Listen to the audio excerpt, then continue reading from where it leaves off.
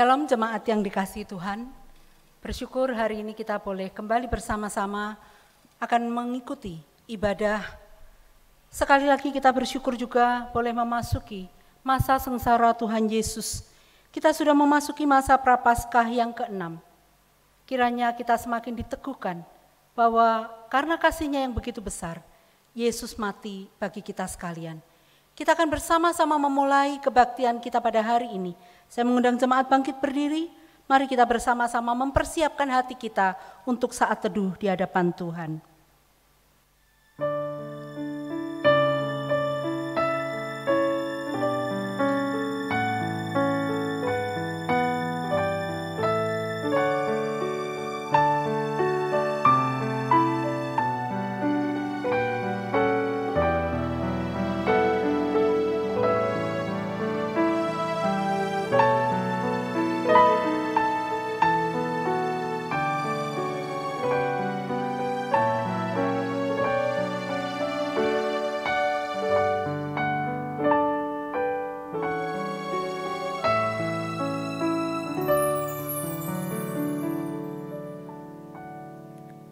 Kebaktian kita pada hari ini akan kita mulai dengan pengakuan bahwa pertolongan kita adalah di dalam nama Tuhan yang menciptakan langit dan bumi.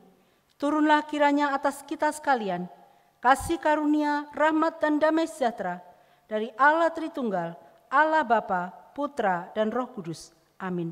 Mari kita menaikkan pengagungan kita kepadanya, masyurkan Rajamu.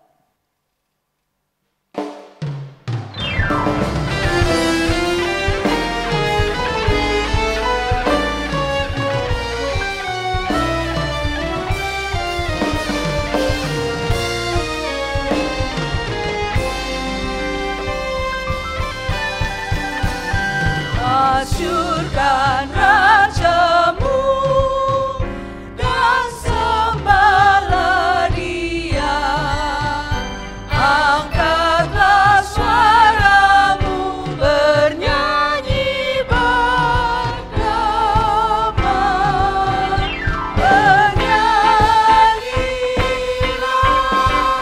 dengan hati bergemar memuji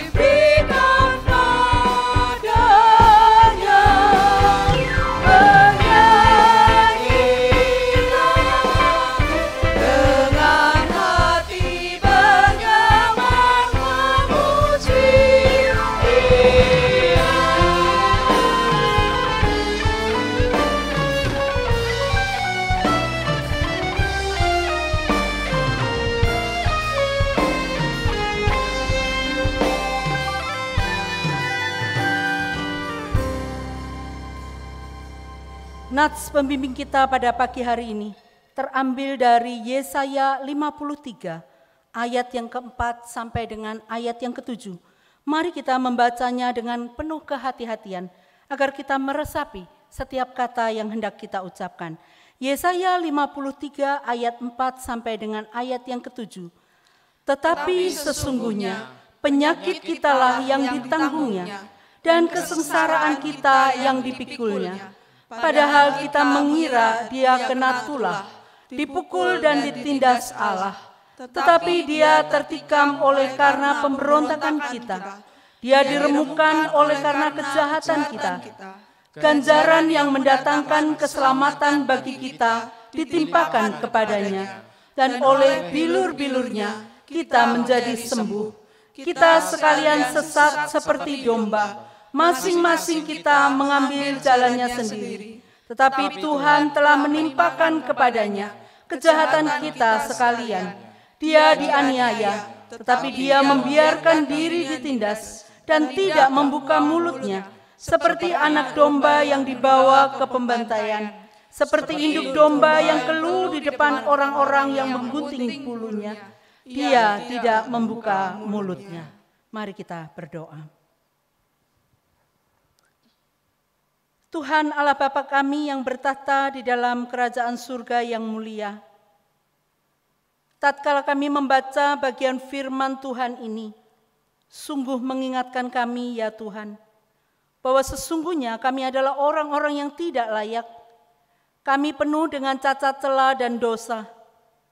Namun Kau mengasihi kami, sehingga Engkau rela Tuhan, mengutus putra tunggal-Mu Tuhan kami Yesus Kristus, menebus dosa dan kesalahan kami, sehingga kami menjadi ciptaan yang baru.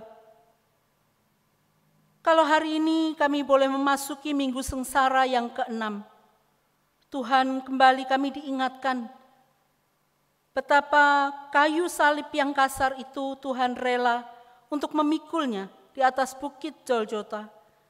Tubuh-Mu yang tercabik dan darah-Mu yang tercurah untuk membasuh setiap dosa dan kesalahan kami. Layakkanlah kami ya Bapa, kalau pada pagi hari ini kembali kami boleh datang kepada Tuhan, untuk kami boleh beribadah kepada Tuhan. Kami menyerahkan diri kami masing-masing ke dalam tangan-Mu, sehingga tatkala kami memuji, memuliakan nama-Mu, sungguh Tuhan untuk keluar dari hati kami yang terdalam. Tatkala kami nanti juga mendengarkan firman Tuhan, kebenaran-Mu hidup di dalam hati kami sekalian. Kami menyerahkan untuk ibadah kami Tuhan dari awal, pertengahan hingga akhirnya. Roh Tuhan kiranya hadir di tengah-tengah kami, mengurapi setiap kami, mengisi kami Tuhan, sehingga sungguh-sungguh ibadah kami memperkenankan hati Tuhan. Terpujilah Dikau ya Bapa. Demi nama Tuhan kami Yesus Kristus, kami berdoa, kami mengucap syukur. Amin. Masih dengan tetap bangkit berdiri, bersama dengan umat Tuhan di segala abad dan tepat, kita akan mengikrarkan pengakuan iman kita, pengakuan iman rasuli. Aku percaya kepada Allah, Bapa yang Maha Kuasa, Khalik langit dan bumi, dan kepada Yesus Kristus, anaknya yang tunggal Tuhan kita, yang dikandung dari Roh Kudus, lahir dari anak darah Maria, yang menderita sengsara di bawah pemerintahan Pontius Pilatus, disalibkan, mati dan dikuburkan, turun ke dalam kerajaan maut.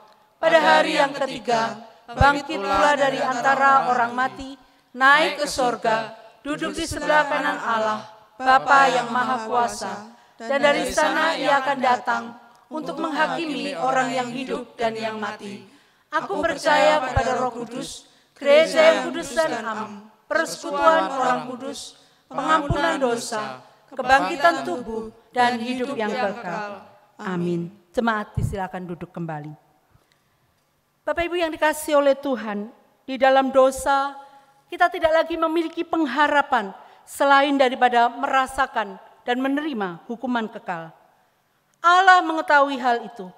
Oleh sebab itu melalui putra tunggalnya Tuhan kita Yesus Kristus menawarkan pengharapan melalui kematiannya di atas kayu salib dan memberikan kita hidup yang kekal.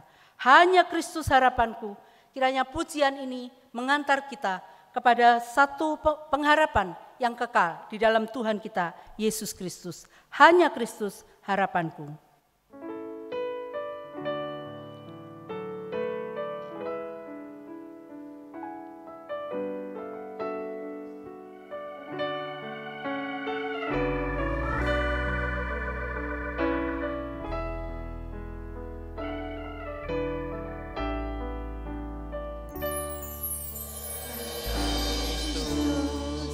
Harapanku, Dia terang dan kuatku, batu penjuru yang teguh, di kala badai menderu, kasih dan damai-Nya besar, kalahkan takut dan gentar, penghiburku, naunganku, dalam kasih-Nya ku teduh.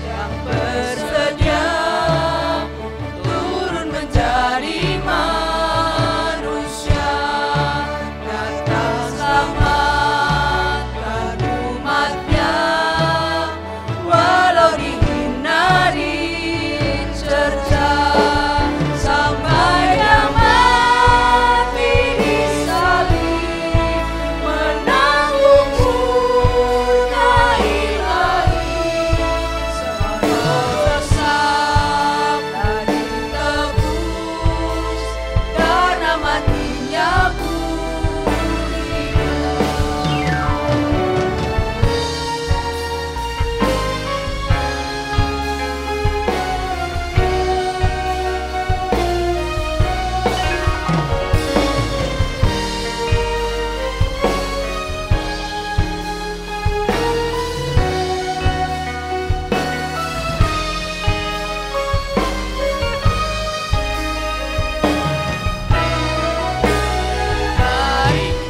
dari makam gelap, urusan terang dunia, tiba-tiba hari mulia, dari kubur Dia bangkitkan, bersama Yesus yang menang, dosaku hilang semuanya, dirinya ditebus dalam darah-Nya.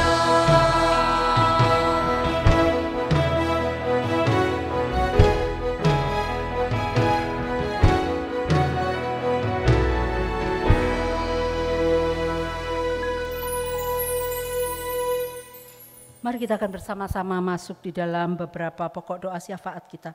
Kita berdoa untuk bangsa dan negara kita. Kita berdoa untuk gereja kita. Kita juga berdoa untuk Sekolah Kristen Kalam Kudus dan jemaat kita yang dalam kondisi lemah tubuh. Ada pergumulan dan juga yang terjadi di dalam kehidupan mereka, iman kerohanian mereka. Mari kita bersama-sama berdoa untuk hal ini. Bapa di surga, saat ini kami bersama-sama datang kepada Tuhan, membawa syafaat kami. Tuhan, kami terus mengingat bangsa dan negara kami.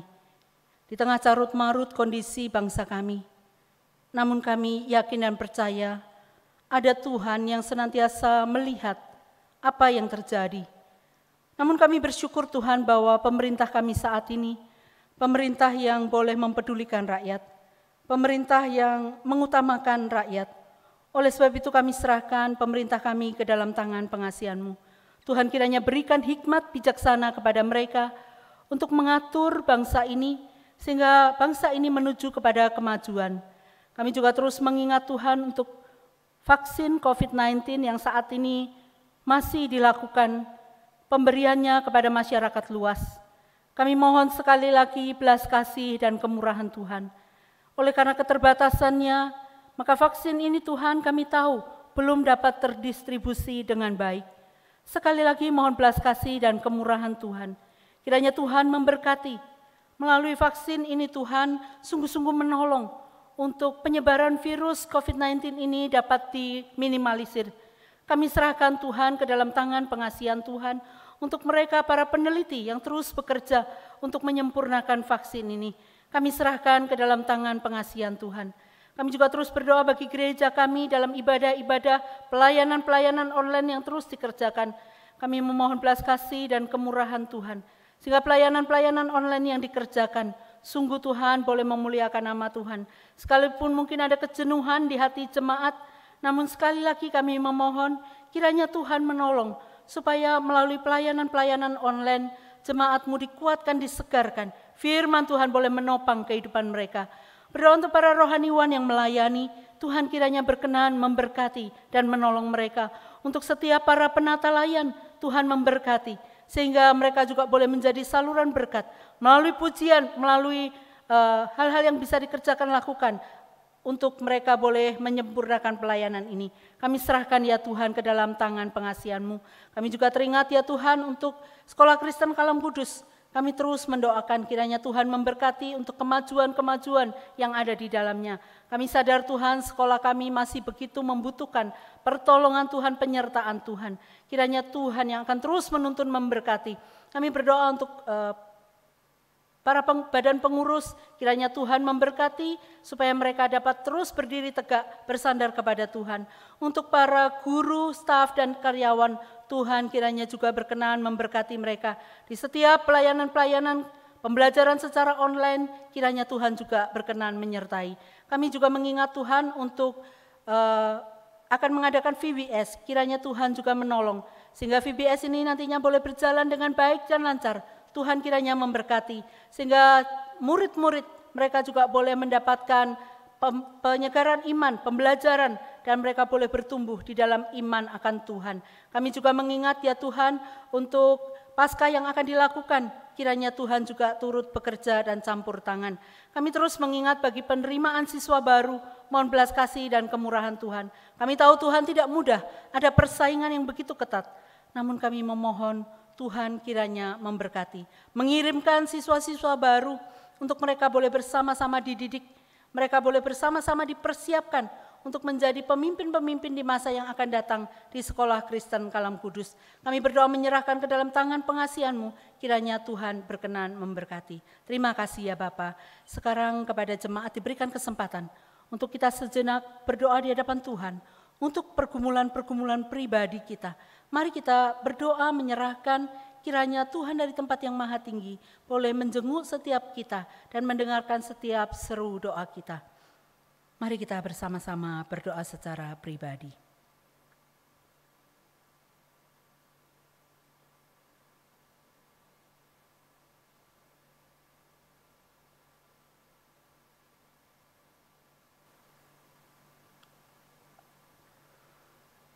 Bapa di surga, di hadapan-Mu ada jemaat-jemaat-Mu yang tengah berdoa secara pribadi. Tuhan, ada kalanya lutut mereka goyah, kekuatan mereka tidak lagi ada. Mereka mengalami kelemahan oleh karena pergumulan-pergumulan yang tengah mereka hadapi. Entah itu pergumulan dalam keluarga, iman kerohanian, pergumulan dengan dosa, pergumulan-pergumulan tentang sakit penyakit, perekonomian. Tuhan, saat ini kami menyerahkan jemaat-jemaat-Mu ini ke dalam tangan pengasihan-Mu. Tengoklah Tuhan dari tempat yang maha tinggi. Hampirilah mereka ya Tuhan, sehingga mereka merasakan kehangatan kasih Tuhan. Bahwa mereka tidak berjuang sendiri, namun ada Tuhan Yesus yang mempedulikan setiap tetes air mata, setiap pergumulan yang tengah mereka hadapi. Dan biarlah berikan kami keyakinan bahwa Tuhan akan memberikan jalan keluar yang terbaik untuk setiap persoalan, permasalahan yang kami hadapi. Ini seru doa kami Tuhan, demi nama Tuhan kami Yesus Kristus kami berdoa. Amin. Bapak Ibu yang dikasihi oleh Tuhan, mudah bagi Tuhan untuk menyelamatkan kita tanpa melalui penderitaan, tanpa melalui kesakitan, tanpa melalui luka-luka. Namun mengapa Dia rela melakukan itu? Karena Dia tahu kita adalah orang yang dikasihi. Dia menggantikan tempat kita. Dia memikul salib itu ke Bukit Golgota. Tubuhnya tercabik, darahnya tercurah. Dia sudah memilih salib itu. Sebelum kita bersama-sama mendengarkan firman Tuhan, saya mengundang jemaat bangkit berdiri. Kita menyanyikan Dia Memilih Salib, mengingatkan kita bahwa bukan kita yang berusaha, tetapi Dia yang sudah memilih salib bagi kita sekalian.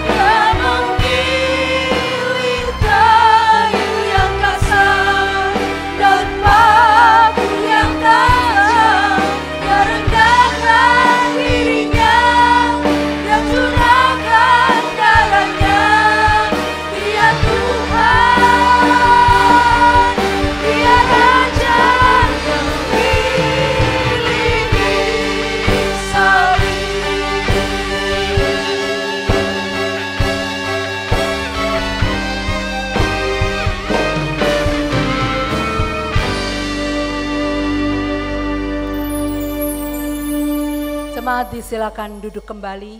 kita akan bersama-sama mendengarkan firman Tuhan yang akan disampaikan oleh hambanya Bapak Pendeta Sucipto Notonegoro. Waktu dan tempat saya berikan. Selamat hari Minggu jemaat Tuhan.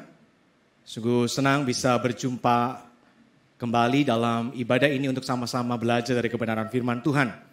Mari kita berdoa sebelum bersama-sama membaca dan merenungkan firman-Nya. Bapa di dalam kerajaan surga, kami bersyukur untuk segala kasih karunia, kebaikan dan kemurahan Tuhan yang senantiasa menyertai kami.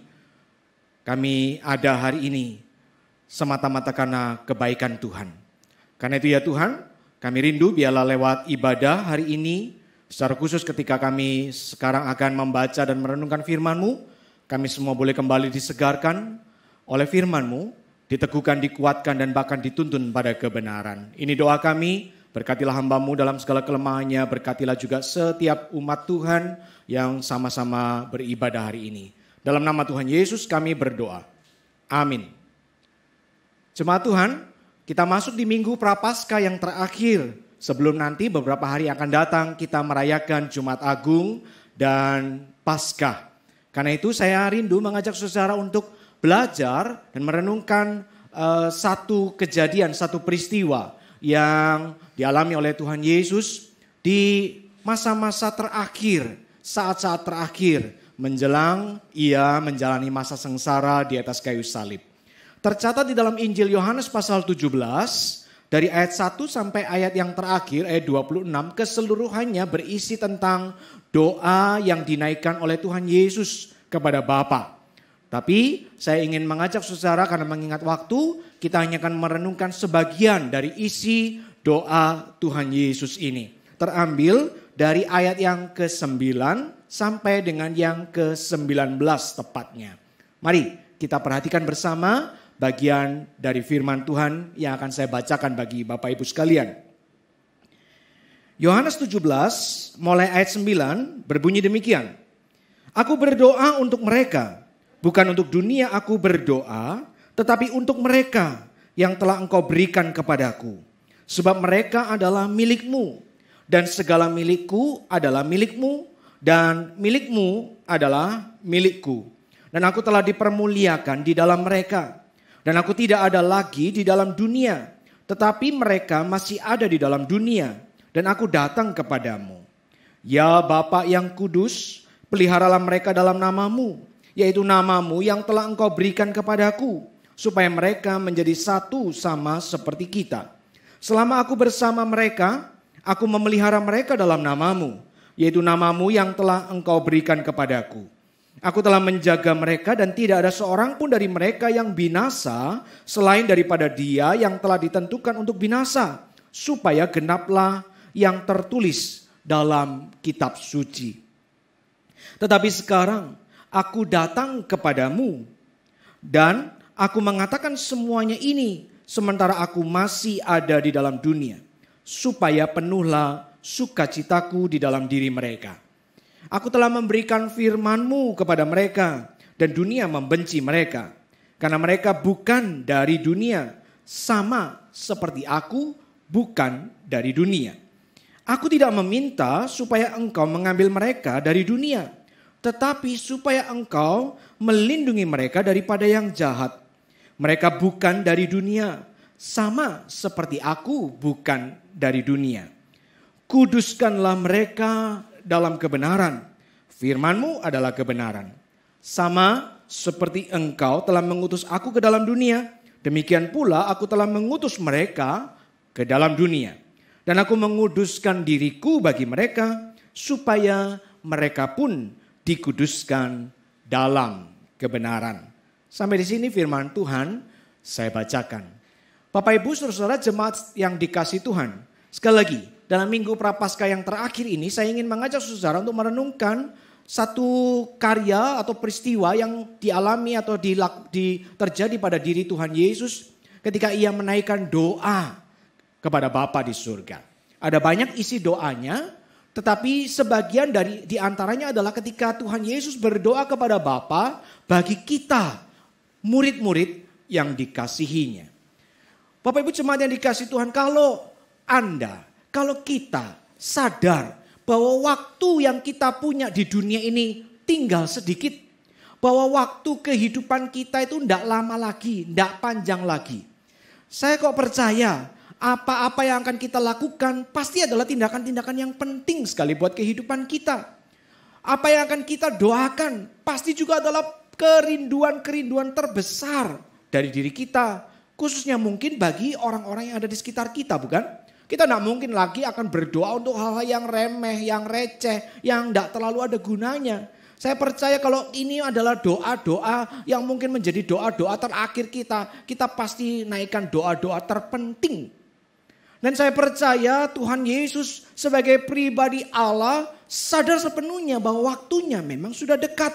Tidak lama lagi ia akan meninggalkan dunia sebagai seorang manusia. Tidak lama lagi ia akan meninggalkan para muridnya untuk kemudian melanjutkan tugas pelayanannya di tengah dunia ini. Untuk itu saya percaya doanya menjadi doa yang penting sekali untuk kita pelajari. Dan kalau saudara-saudara perhatikan di antara doa Tuhan Yesus, khususnya mulai ayat 9 sampai ayat terakhir ayat 26, itu ada beberapa permohonan yang dia naikkan kepada Bapa untuk kita para muridnya. Dan maaf kalau mengecewakan, tidak satu kali pun Tuhan Yesus itu berdoa untuk hal-hal yang mungkin sering kita doakan. Apa yang biasa sering kita doakan? Saya percaya sebagai umat Tuhan kita sering berdoa kalau sakit minta sembuh. Kalau kita melakukan pekerjaan kita minta pekerjaan kita diberkati. Bukankah begitu? Bahkan tidak jarang ada orang-orang tertentu anak-anak Tuhan yang kemudian dengan berani berdoa meminta bukan sekedar rezeki, bukan sekedar roti yang bisa dimakan untuk hari ini, tapi bahkan meminta kekayaan yang luar biasa karena merasa berhak sebagai seorang anak raja boleh menikmati seluruh kekayaan yang luar biasa di tengah dunia ini. Saudara, saya percaya banyak dari kita kemudian mungkin kalau kita bekerja, kita berdoa, minta Tuhan sudah memberkati dengan atasan yang baik, dengan pegawai atau teman kerja yang baik, supaya pekerjaan karir kita lancar, naik jabatan terus, dan sebagainya dan sebagainya. Yang belum punya jodoh mungkin berdoa supaya ketemu gadis terbaik, laki-laki terbaik, yang sempurna, yang mungkin tanpa dia sadari yang diminta itu mungkin 10 kali lipat lebih baik dari dirinya dalam segala hal. Kita berdoa untuk pasangan hidup yang baik, rumah tangga yang sempurna dan segala macam. Jangan salah, semua itu adalah doa yang baik.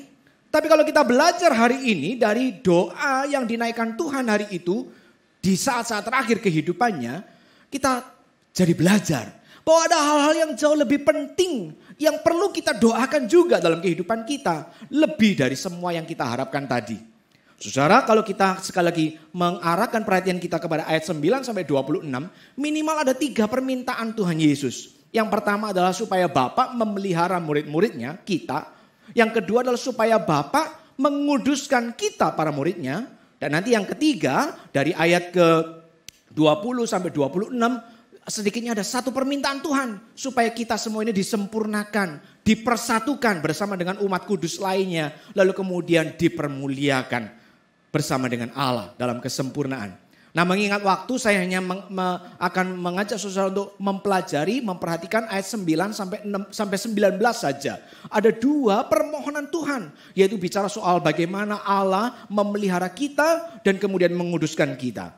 Saya bacakan kembali ayat yang ke-11 diantaranya berbunyi demikian.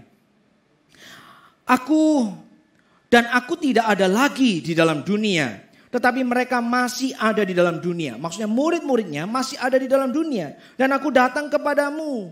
Ya Bapa yang kudus, peliharalah mereka dalam namamu. Yaitu namamu yang telah engkau berikan kepadaku, supaya mereka menjadi satu sama seperti kita. Saudara, permohonan pertama yang dinaikkan Tuhan Yesus Kristus ketika ia mengingat bahwa waktunya tidak akan lama lagi untuk secara fisik bersama-sama dengan para murid di dunia. Bahwa waktunya tidak akan lama lagi ia harus meninggalkan dunia yang fana ini lalu kemudian kembali pada tahta kemuliaannya yang kekal di surga dalam segala kesempurnaan dan keagungan. Maka Tuhan Yesus menaikkan doa, menaikkan permohonan supaya Bapa di surga memelihara kita, umatnya, murid-muridnya di dalam namanya. Supaya Bapa memelihara kita di dalam namanya. Ya Bapa yang kudus, peliharalah mereka di dalam namamu. Saudara, waktu kita bicara tentang nama, nama itu mewakili keberadaan, identitas keseluruhan dari seseorang. Nama itu menggambarkan ketika satu nama disebut dan kita kenal orang itu, maka kita ingat akan karakternya, sifatnya, bahkan mungkin kita juga ingat sebagian kisah hidupnya. Kalau hari ini saya menyebut nama Pendeta Titus Lim. Nah, saya percaya bahwa yang namanya Titus Lim, apalagi seorang pendeta Titus Lim, kok di tengah-tengah dunia yang sekarang konon berjumlah 7,8 miliar jiwa manusia ini, saya kok yakin nama Pendeta Titus Lim itu bukan menjadi satu-satunya nama yang ada di dunia. Apalagi kalau dikaitkan sejak Adam dan Hawa dan sampai nanti kiamat hari terakhir. Mungkin ada beberapa atau mungkin bahkan banyak orang yang disebut dengan nama Titus Lim. Tapi saya percaya kalau disebutkan Pendeta Titus Lim yang lemah lembut, baik hati, suka menolong, tidak sombong, bahkan jenaka, yang kemudian di tahun 2021 di masa pandemi ini menjadi gembala sidang pendeta jemaat di Gereja Kristen Kalam Kudus Jogja, saya kok percaya kita langsung terpikir pada satu sosok orang, tidak orang yang lain. Betul ya? Ketika nama itu disebut, kita langsung teringat kepada satu sosok orang yang saya sebut tadi.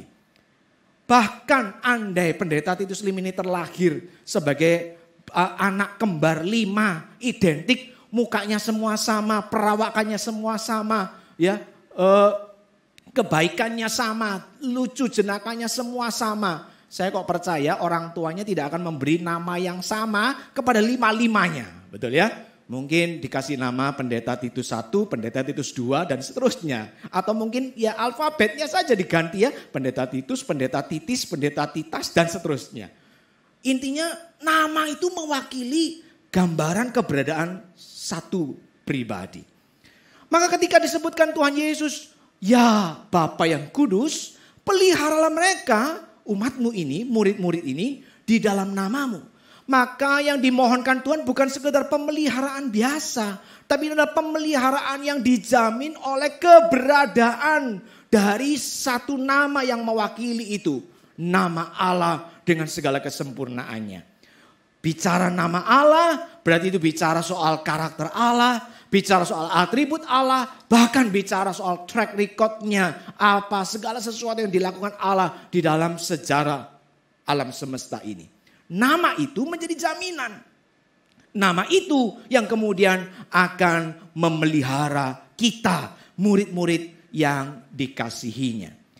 Orang Israel dalam perjanjian lama, ketika bicara nama Allah, ada banyak kesan yang mereka punya. Salah satunya adalah mereka mengingat kekudusan nama itu. Mereka tentu ingat salah satu dari 10 hukum Allah yang diberikan lewat Musa adalah jangan menyebut nama Tuhan Allahmu dengan sembarangan. Karena Tuhan memandang bersalah orang yang menyebut namanya dengan sembarangan. Maka bagi orang Israel nama Allah itu menggambarkan kesucian, keagungan, kemuliaan. Tidak boleh disebut dengan sembarangan. Bahkan kalau orang-orang Israel yang bekerja sebagai seorang penyalin ya kitab suci, kitab Taurat. Mereka tiap kali kalau ketemu tulisan Yahweh, Yehova, nama Allah. Mereka dikatakan tidak langsung menulis. Mereka akan menyucikan dirinya lalu dengan gestur sikap tubuh yang sangat hormat. Baru berani nulis. Orang Yahudi ketika menyebut nama Allah Yehova atau Yahweh. Mereka lebih memilih menggantinya dengan nama Adonai. Istilah Adonai. Karena menganggap nama Yahweh, Yehova itu begitu suci. Selain itu, orang Israel perjanjian lama mengingat nama Allah itu sebagai satu pribadi yang kuat perkasa. Makanya misalnya dalam banyak catatan, misalnya Mazmur Daud pasal 20 ayat 2. Daud berkata, kiranya nama Allah Yakub membentengi engkau. Daud dengan masih dalam Mazmurnya. Di Mazmur pasal 54 ayat ketiga dia berseru kepada Tuhan, ya Allah, kiranya namamu itu yang menolong aku. Dalam konteks melepaskan dia dari segala kesulitan. Saudara, nama Allah bagi orang Israel itu juga bicara soal keperkasaannya. Kekuatannya yang maha dahsyat yang kemudian melindungi umat Tuhan. Maka ketika hari ini kita belajar ketika Yesus berdoa kepada Allah. Ya Bapa yang kudus, peliharalah mereka, murid-murid, saudara dan saya di dalam namamu.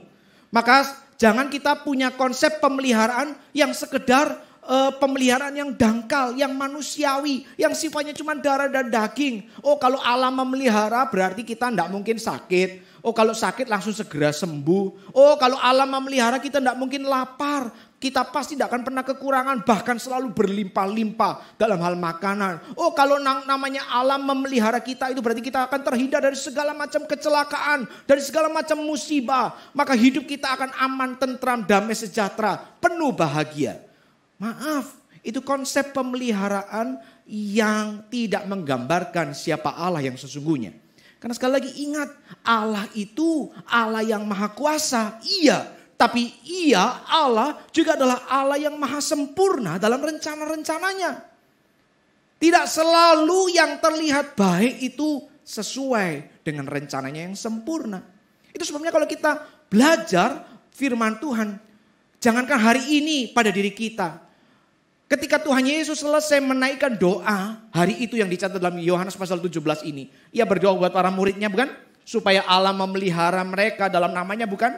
Tapi tidak waktu yang lama, lalu kemudian Alkitab mencatat, firman Tuhan mencatat salah satu murid Kristus, yaitu Yakobus, harus mati sebagai saksi Tuhan. Apa ini berarti doa Tuhan gagal? Tuhan berdoa supaya Allah memelihara muridnya. Tapi kenapa Yakobus tidak lama kemudian mati? Tragis sebagai saksi Tuhan. Apakah berarti Allah gagal memelihara? Apakah berarti Yesus Kristus sang anak Allah itu doanya maaf seperti istilah banyak orang kurang sakti, kurang manjur. Sehingga akhirnya baru doa tidak lama muridnya sendiri pun sudah ada yang mati binasa. Dan kalau kita perhatikan catatan sejarah tradisi gereja di antara 12 muridnya hampir semuanya hanya satu yang tercatat mati di usia tua yaitu Yohanes. Sementara yang lain mati di tengah mereka bekerja di ladang Tuhan mengabarkan Injil di berbagai tempat. Apakah berarti Allah gagal memelihara? Tidak. Karena sekali lagi kalau kita mengingat konsep kita ini dipelihara di dalam nama Allah. Itu berarti pemeliharaan yang sesuai dengan rancangan Allah yang sempurna itu loh. Yang tidak bertentangan dengan karakternya, sifatnya, bahkan rencana-rencananya. Semua pemeliharaan itu ada di sana. Apalagi kalau kita perhatikan satu ayat lagi berikutnya. Bicara pemeliharaan ini. Perhatikan di ayat yang ke-15. Ketika Tuhan berkata. Ketika Tuhan menaikkan doa tentang pemeliharaan murid ini. Dikatakan aku Kristus tidak meminta supaya engkau Bapa. Untuk kemudian dikatakan melepaskan.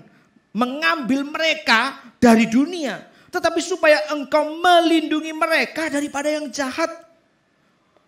Ketika Tuhan berkata kepada Allah Bapa, peliharalah murid-muridmu ini, peliharalah umatmu ini loh.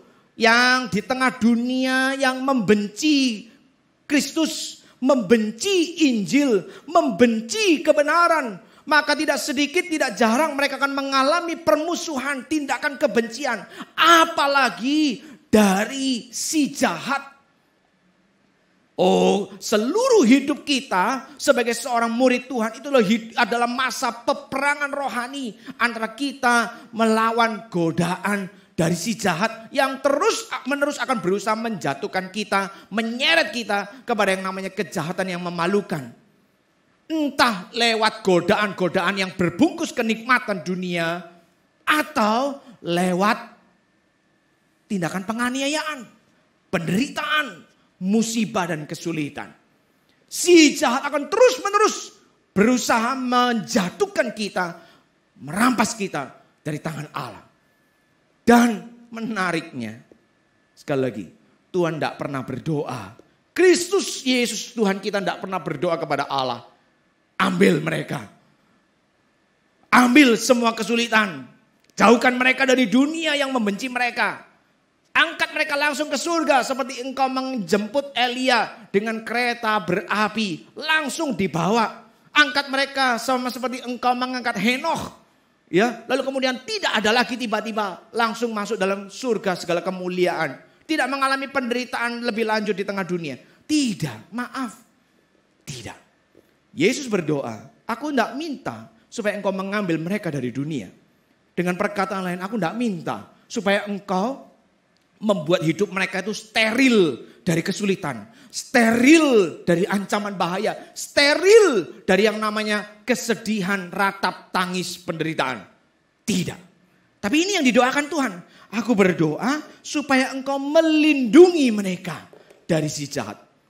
Pemeliharaan yang dimaksud Tuhan bukan berarti adalah pemeliharaan yang membuat hidup kita bebas dari angin badai kehidupan. Tapi pemeliharaan Tuhan adalah pemeliharaan di mana kita dijaga, dilindungi sepanjang jalan penderitaan itu.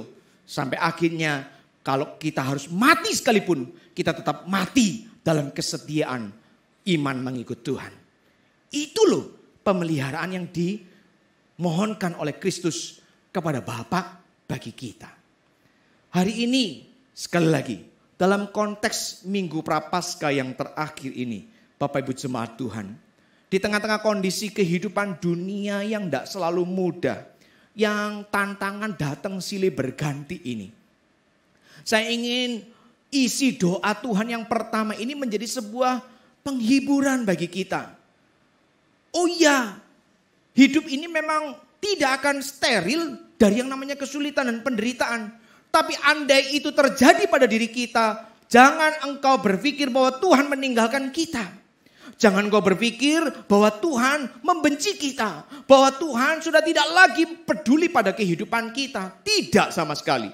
Kalau hari ini tiba-tiba di tengah kondisi wabah seperti ini, engkau berkata, aku sudah menjaga diri baik-baik, sudah disiplin baik-baik, kemana-mana pakai masker, bahkan membatasi diri, sangat jarang pergi keluar rumah. Lalu kemudian melakukan semua dengan penuh dengan kedisiplinan, dengan penuh kehati-hatian.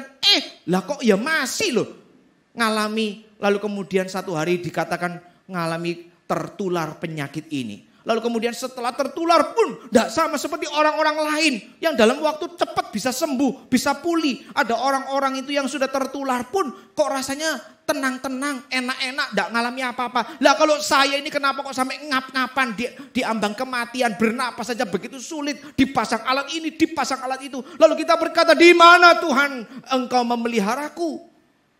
Saya katakan sekali lagi, doa Tuhan Yesus yang hari ini kita dengar, yang hari ini kita belajar bersama-sama, memberi kita gambaran menyeluruh apa yang dimaksud dengan pemeliharaan itu.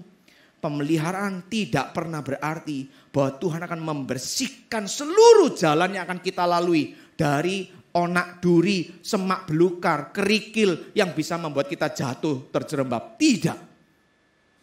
Pemeliharaan Tuhan tidak pernah berarti bahwa seluruh jalan kita di masa depan itu aman, lancar, seperti jalan tol, bebas hambatan. Tidak. Itu bukan pemeliharaan yang dijanjikan Tuhan. Kalau saudara selama ini berdoa hanya untuk kehidupan yang seperti itu, jangan-jangan saudara punya gambaran Allah yang salah. Saudara sedang menyembah Allah yang bukan diceritakan oleh firman Tuhan. Tapi Allah konsep dunia yang menjanjikan kalau engkau setia sama aku, hidupmu lancar, baik, aku bebaskan kau dari masalah, aku berikan semua yang kau minta, semua yang kau ingini, semuanya. Kemewahan, kenikmatan, kelancaran, keberhasilan, nama, jabatan dan segala macam. Maaf, itu bukan Allah yang diajarkan oleh firman Tuhan, kitab suci yang kita punya. Allah akan memelihara engkau dan saya di dalam namanya. Sesuai dengan karakternya, sesuai dengan atributnya, sesuai dengan rencana-rencananya. Dan Allah yang seperti itu tidak pernah gagal.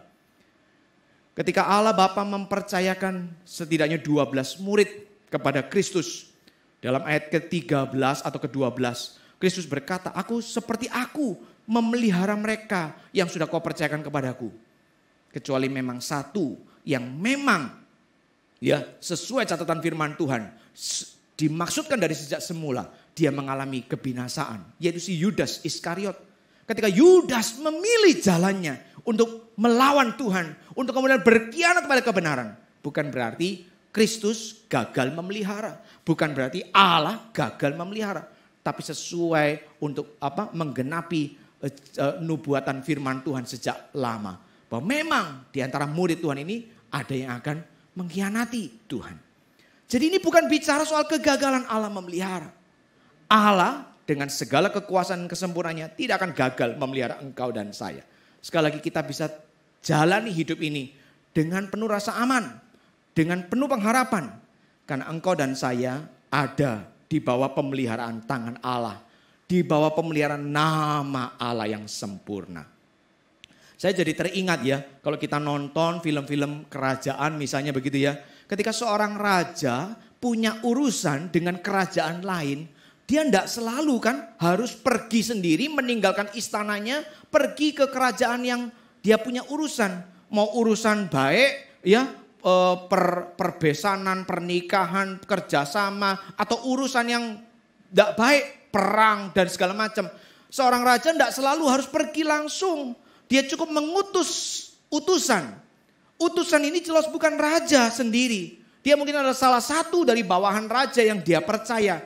Tapi utusan ini ketika diutus dia membawa nama raja di dalam perjalanannya. Maka sepanjang perjalanan itu dia tidak boleh diperlakukan dengan semena-mena. Ketika dikatakan ia membawa nama raja, dia tidak boleh diperlakukan dengan sembarangan. Dia harus diperlakukan dengan hormat sama seperti rajanya sendiri dihormati. Dia tidak boleh dihina, direndahkan, apalagi dianiaya atau bahkan dibunuh. Karena kalau itu terjadi, itu sama saja dengan tindakan perang melawan raja yang sesungguhnya. Nama raja itu kemudian bersama menyertai si utusan ini sepanjang perjalanannya. Itulah juga yang terjadi pada diri kita. Nama Allah yang sempurna itu bersama-sama kita. Bersama engkau dan saya sepanjang perjalanan hidup kita. Mari sekarang kita lanjutkan dengan permohonan doa Tuhan yang kedua. Yang dicatat dalam ayat 17 sampai ayat yang ke-19. Dikatakan firman Tuhan. Ayat 17 sampai dengan ayat yang ke-19 dari Yohanes pasal 17. Kuduskanlah mereka dalam kebenaran, firman-Mu adalah kebenaran. Sama seperti engkau mengutus aku ke dalam dunia, demikian pula aku mengutus mereka ke dalam dunia. Dan aku menguduskan diriku bagi mereka, supaya mereka pun dikuduskan dalam kebenaran. Permohonan Tuhan yang kedua kepada Bapa bagi kita para muridnya adalah supaya Bapa menguduskan kita senantiasa, terus menerus. Waktu bicara menguduskan, kata menguduskan ini punya dua pengertian. Yang pertama itu adalah menjaga kita dari segala dosa dan kejahatan. Proses sanctification, proses pengudusan. Setelah kita dilahir barukan, maka dikatakan Tuhan memimpin kita dalam proses pengudusan setiap hari, senantiasa, setiap saat. Supaya kita ini belajar dari hari ke hari untuk makin setia kepada kebenaran, makin memilih jalan hidup sesuai jalan kebenaran dan tidak tergoda atau bahkan terjatuh oleh dosa. Kita ini seperti kalau orang setelah beraktivitas ke pasar, lalu bajunya kotor. Lalu kemudian masuk kamar mandi, kita mandi. Setelah mandi kita tidak lagi pakai baju kotor yang lama kan, kita pakai baju baru yang bersih. Tapi bukan berarti setelah pakai baju baru, baju yang bersih ini akan terus-menerus bersih sepanjang hari. Enggak kan? Kita tetap harus berusaha supaya waktu beraktivitas selanjutnya jangan sampai kemudian baju kita dikotori. Kita menjaga supaya baju itu jangan kemudian menjadi terlalu kotor. Walaupun ya tetap ada hal-hal yang tidak bisa kita hindari, membuat baju itu bernoda di sana, bernoda di sini. Nanti waktunya mandi lagi, kemudian kita ganti pakaian yang baru. Hari ini ketika kita sudah dilahirbarukan, saat kita dilahirbarukan, kita diberikan manusia yang baru. Dikatakan yang lama sudah berlalu, ciptaan baru sudah datang. Kita ini diberikan kehidupan yang baru, baju baru yang bersih. Tapi selagi masih di dunia, kita itu masih harus terus berusaha menjaga diri kita. Supaya jangan kemudian kekotoran-kekotoran hawa nafsu, godaan-godaan si jahat setan dengan seluruh dunia yang kemudian berusaha menjatuhkan kita itu lalu kemudian mengotori kita. Kadang kita berhasil, kadang kita gagal. Itu yang disebut proses pengudusan. Sampai nanti waktunya tiba, kita ketemu Bapa di surga untuk yang di dalam alam kekekalan, untuk selama-lamanya. Saat itu kita diberikan pakaian baru, pakaian kemuliaan yang tidak akan pernah kotor untuk selamanya. Tapi selama kita masih di dunia, kita butuh pertolongan Tuhan untuk terus-menerus menguduskan kita. Itulah yang didoakan Tuhan bagi kita.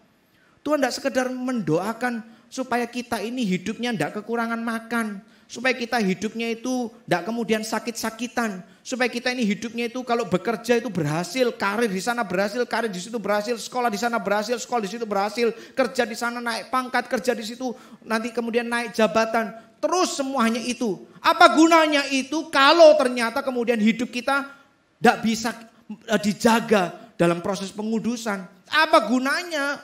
Semua harta melimpah, kesehatan yang prima, ya, lalu kemudian jabatan yang baik, karir yang baik, ya, keberhasilan di studi dan lain sebagainya, punya kekasih, punya pasangan hidup semua baik, tapi kita tidak bisa menjaga kesucian hidup selama di dunia. Ujung-ujungnya toh hidup kita akan berantakan, bukan? Maka itu Tuhan berdoa kepada Bapa, kuduskan mereka. Kuduskan mereka dalam kebenaran. Yang kedua, arti pengudusan itu adalah supaya kita itu di set apart. Kita itu dipisahkan, dikhususkan untuk satu tugas yang suci, yang mulia. Kita itu dikhususkan supaya kita mengerjakan sesuatu yang jauh lebih baik dari yang lain. Kata menguduskan, menyucikan itu. Suku Lewi dipilih Tuhan, dikuduskan, dikhususkan, dipisahkan dari 11 suku yang lain supaya mereka punya kehormatan untuk melayani pekerjaan di bait suci. Di antara banyak keluarga, banyak kaum suku Lewi, dipilih satu keluarga, yaitu Harun dan anak-anaknya. Dikhususkan Tuhan untuk jadi imam besar, untuk jadi imam yang akan melayani, memimpin di antara suku Lewi, memimpin ibadah orang Israel turun-temurun. Dikhususkan, dipisahkan untuk sesuatu yang baik. Perabot-perabot dalam bait suci, mereka dikhususkan hanya untuk ibadah. Tidak boleh dipakai untuk yang lain. Karena itu adalah untuk Tuhan yang mulia. Dikhususkan. Hari ini kita juga sebetulnya punya konsep yang sama. Di tengah masa wabah pandemi ini kalau saudara pergi ke rumah sakit, ya, di antara sekian banyak dokter, di antara sekian banyak perawat, tidak semuanya melayani pasien-pasien COVID. Ada sebagian dari dokter itu, sebagian dari perawat itu yang dikhususkan.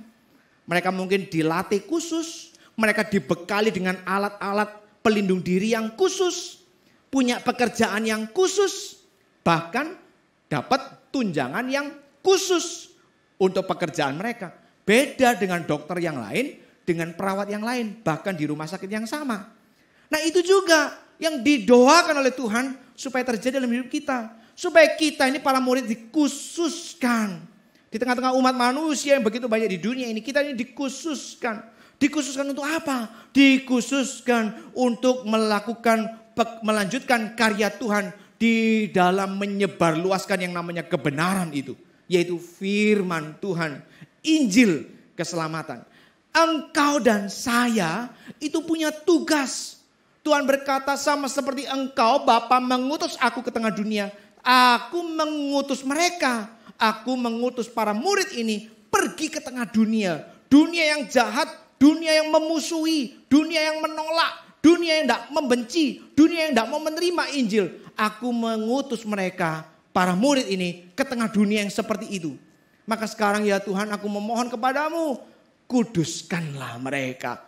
Berikan itu semua, itu seperti kata tadi ya, para dokter dan perawat yang diberikan segala macam yang mereka butuhkan untuk pekerjaan yang khusus. Itu juga loh yang Tuhan doakan supaya terjadi pada dirimu dan diriku sebagai umat Tuhan. Maka sekali lagi Bapak Ibu jemaat yang dikasihi Tuhan, di Minggu Prapaskah yang terakhir ini, ketika kita bersama-sama kembali mencoba merefleksikan perjalanan hidup iman kita mengiring Tuhan. Ya, kalau kita ingat Paskah tahun lalu ini pasca tahun ini. Kita ada di tengah situasi yang seumur hidup mungkin tidak akan terulang ya di waktu yang akan datang. Di mana kita sama-sama berada di tengah dunia yang sedang bergumul.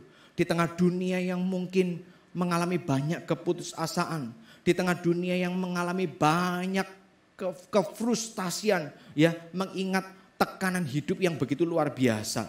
Ya, mengingat mungkin masa depan yang gelap. Mengingat mengalami situasi relasi dalam keluarga yang berat. Karena terus-menerus harus diperhadapkan pada kesulitan ini dan kesulitan itu. Kesulitan dalam hal pekerjaan, kebutuhan sehari-hari. Kesulitan dalam relasi dengan sesama. Kesulitan di mana masa depan rasa begitu gelap. Bukan sebuah kebetulan engkau dan saya menjadi murid-murid Tuhan yang ditaruh, ditempatkan di tengah zaman dengan kondisi seperti ini. Maka hari ini saya ingin mengajak saudara untuk kembali meresapi doa Tuhan Sang Juru Selamat kita ini. Yang gak usah diragukan kasih dan kebaikannya buat kita ini, bukan? Karena ia telah menunjukkannya dengan cara yang tak terbantahkan. Yaitu menjalani jalan salib via dolorosa. Naik sampai ke kayu salib. Mati dengan segala penderitaan. Untuk kemudian menyediakan keselamatan bagi engkau dan saya. Tuhan ini, pribadi ini, yang mati buat engkau dan saya ini. Ia berdoa kepada Bapa di surga. Supaya Bapa memeliharamu dalam namanya. Supaya Bapa menguduskan engkau dalam kebenaran. Semoga doa Tuhan Yesus ini sekali lagi menghibur kita. Untuk tidak lagi terlalu khawatir dengan hal-hal yang terlihat di depan mata. Yang sifatnya sementara. Tapi mengingat dengan ingatan yang jelas. Kita ada untuk satu tujuan. Yaitu untuk menjalankan misi Tuhan. Tuhan yang mengutus kita ke tengah dunia. Supaya namanya dipermuliakan. Semoga Tuhan menolong kita Bapak Ibu. Menolong Anda, menolong saya. Untuk kemudian berhasil menggenapi firman-Nya. Terpujilah Tuhan. Dalam nama Tuhan Yesus, mari kita bersama-sama menghampirinya dan menaikkan doa kita. Bapa di surga, kami bersyukur dalam momen Prapaskah ini. Kami boleh sekali lagi sama-sama juga mengingat kembali akan apa yang menjadi isi hatimu. Apa yang menjadi concern, perhatianmu yang utama bagi kami, murid-muridmu. Tuhan kami rindu, biarlah ya Tuhan isi hatimu itulah yang kemudian akan mewarnai kehidupan iman kami. Ketika kami menjalani jalan yang tidak mudah di tengah zaman yang tidak mudah ini. Supaya kami boleh berjalan menatap hari esok tetap dengan penuh keberanian karena kami sadar kami tidak pernah berjalan sendirian. Ada nama Tuhan yang menyertai kami. Ada nama Tuhan yang memelihara kami. Nama yang sempurna, nama yang mewakili seluruh karakter, sifat, rencana dan pekerjaanmu yang luar biasa sempurna. Nama itu yang akan menaungi kami. Tapi lebih dari itu ya Tuhan, kami mohon supaya Engkau terus menolong kami. Biarlah kebenaran dan firman-Mu itu yang terus menjaga kami, menguduskan kami setiap hari, setiap saat. Supaya kami tidak terus-menerus hidup sesuai dengan hawa nafsu, sesuai dengan godaan dan rencana si jahat. Tapi biarlah kami boleh hidup menjalani hidup yang kudus, yang sesuai dengan kehendak dan kerinduan hatimu. Supaya di tengah perjalanan hidup yang nantinya akan kami akhiri satu saat ini, kami boleh menjalaninya untuk kemudian menggenapi misi dan kehendak-Mu. Diutus ke tengah dunia untuk memberitakan kebenaran-Mu. Tuhan tolong kami semua. Tolonglah umat-Mu ini, jemaat-Mu ini. Supaya kami semua ya Tuhan menjalani kehidupan yang sedemikian. Terpuji-pujilah Engkau dalam nama Tuhan Yesus Kristus. Tuhan dan Juru Selamat kami yang hidup. Kami berdoa dan menaikkan permohonan ini. Amin. Demikian firman Tuhan yang saya sampaikan. Selamat menyambut Jumat Agung. Selamat menyambut Paskah. Biarlah anugerah dan kasih karunia Tuhan terus mengobarkan semangat iman kita melayani Tuhan. Demikian firman Tuhan yang boleh kita dengar. Kiranya menguatkan iman kita dalam menapaki perjalanan salib Tuhan di dalam kehidupan kita. Sekarang kepada kita sekalian diberikan kesempatan untuk membawa persembahan kita kepada Tuhan. Bapak Ibu bisa scan barcode ataupun melalui transfer. Kita akan membawa persembahan kita di dalam pujian Persembahanku.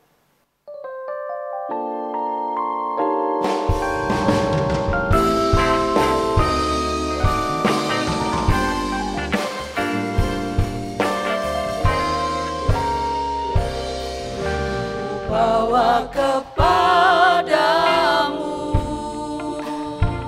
oh Tuhan, persembahanku ini. Ku ingin Engkau menerima korban syukurku melalui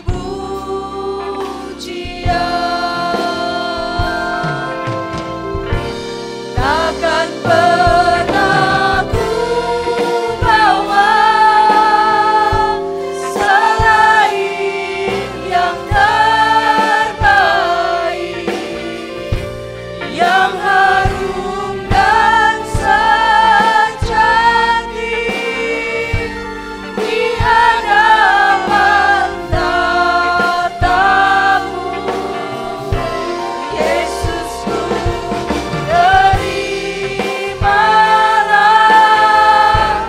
Korban syukurku ini yang mengalir di hatiku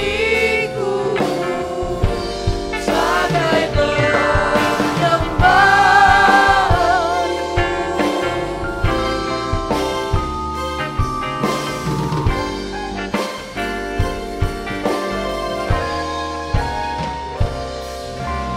bawa kepadamu, oh Tuhan, persembahanku ini. Ku ingin Engkau menerima korban syukurku melalui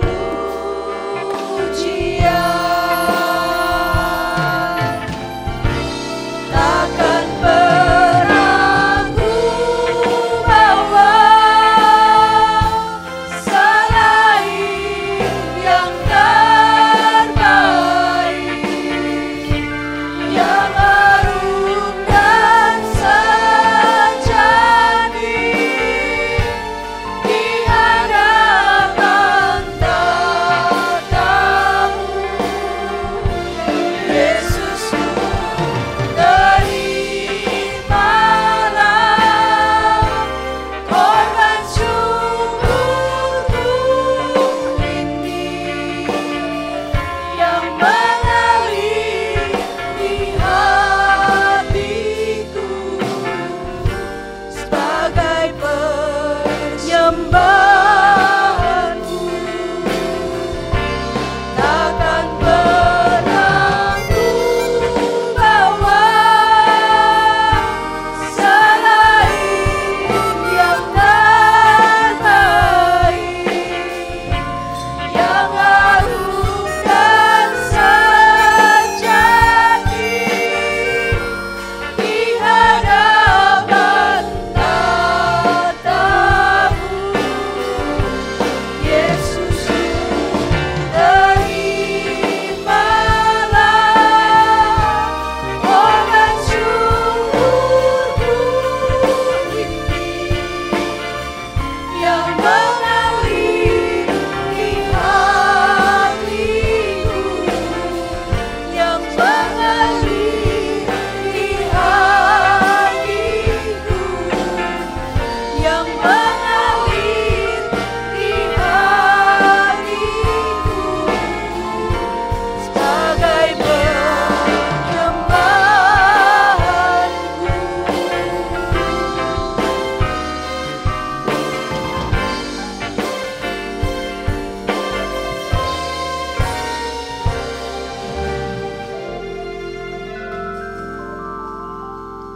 Mari kita bersama-sama masuk di dalam doa. Tuhan, kami menyerahkan persembahan yang sudah bersama kami kumpulkan.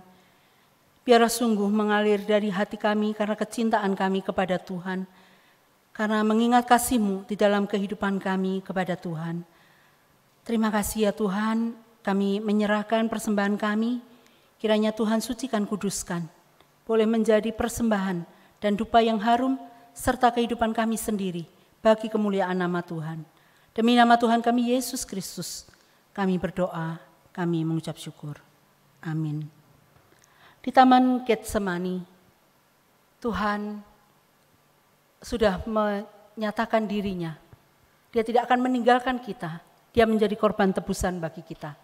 Kita akan bersama-sama mendengarkan satu pujian yang akan disampaikan oleh adik kita Edo, Getsemani.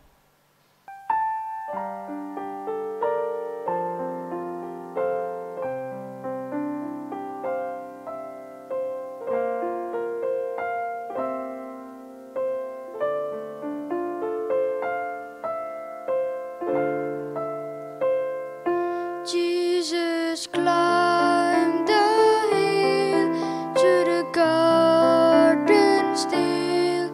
His steps were heavy and slow. Love and a prayer took him there to the place only he could go.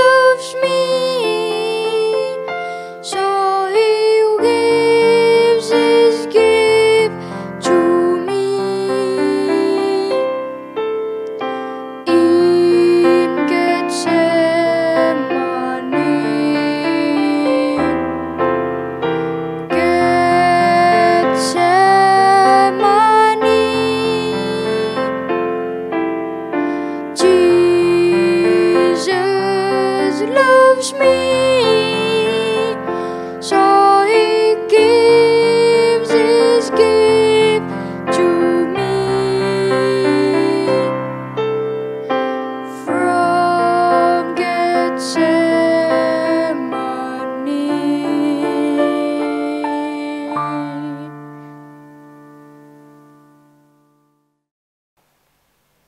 Jemaat yang dikasihi Tuhan, kita bersyukur kita boleh mengakhiri ibadah kita pada hari ini. Saya mengundang jemaat sekalian bangkit berdiri. Mari kita mengembalikan segala pujian, hormat, kemuliaan bagi nama Tuhan. Doksologi.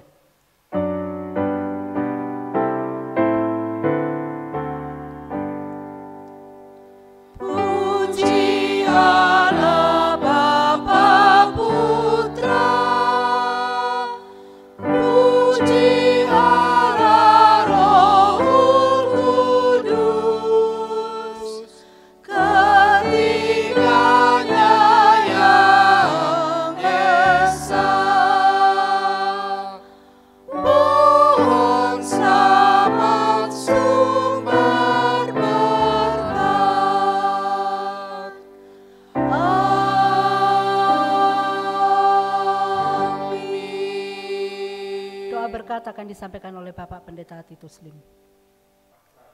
Jemaat yang dikasihi oleh Tuhan, di akhir dari rangkaian Minggu Prapaskah, biarlah kiranya hal ini mengantar kita untuk menyiapkan diri menyambut Jumat Agung dan Paskah. Biarlah mata kita tertuju kepada Tuhan kita, Yesus Kristus. Sekarang arahkan hatimu kepadanya, terimalah berkat-Nya. Kasih karunia menyertai kamu, dan damai sejahtera dari Allah Bapa kita dan dari Tuhan Yesus Kristus yang telah menyerahkan dirinya karena dosa-dosa kita untuk melepaskan kita dari dunia yang jahat sekarang ini menurut kehendak Allah dan Bapa kita.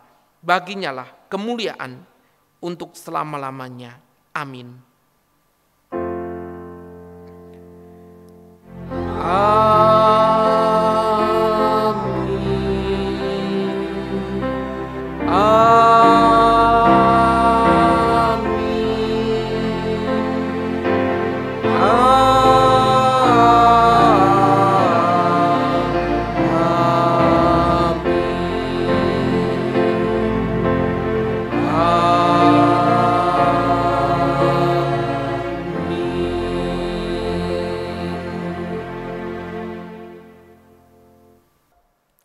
Jemaat sekalian dipersilakan duduk, doa teduh dan kita bersama nanti akan mendengarkan warta.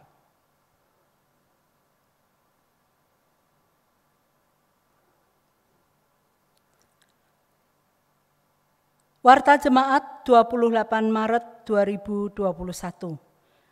Minggu ini kita akan memasuki rangkaian Paskah yang akan dimulai pada hari Kamis 1 April 2021, yaitu dengan kebaktian doa Getsemani. Untuk jam Bapak Ibu bisa memperhatikan pada flyer yang nanti akan dibagikan. Kemudian untuk kebaktian Jumat Agung disertai dengan perjamuan kudus akan dilaksanakan tanggal 2 April 2021. Demikian juga untuk jam Bapak Ibu bisa melihat flyer yang akan dibagikan. Kemudian kebaktian Paskah 4 April 2021. Kita akan bersama-sama bersukacita merayakan Paskah. Kiranya Tuhan yang akan memberikan kita kekuatan, penghiburan. Melalui Paskah ini kita boleh dikuatkan. Kiranya Tuhan memberkati. Demikian warta pada pagi hari ini. Tuhan yang menuntun dan memberkati kehidupan Bapak Ibu menjalani hari-hari ke depan ini. Tuhan Yesus memberkati.